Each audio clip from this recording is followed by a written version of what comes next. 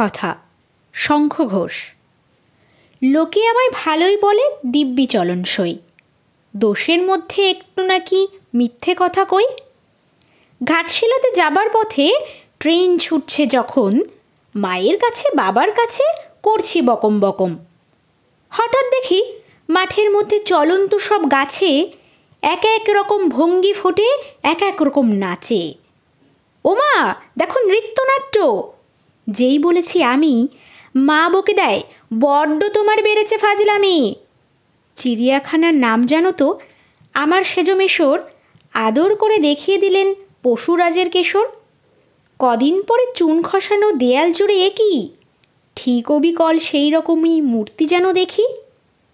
ক্লাসের মধ্যে যেই বলেছি সুরঞ্জনার কাছে, জানিস আমার ঘরের মধ্যে সিংহ বাঁধা আছে। শুনতে পেয়ে দিদিমণি অমনি বলেন, শোনো, এসব কথা আবার যেন না শুনি কখনো। বলি না তাই সেসব কথা সামলে থাকি খুব, কিন্তু সেদিন হয়েছে কি এমনি বেয়াকুব। আকাশ পাড়ে আবারও চোখ গিয়েছে আটকে, শরৎ মেঘে দেখতে পেলাম রবীন্দ্রনাথকে।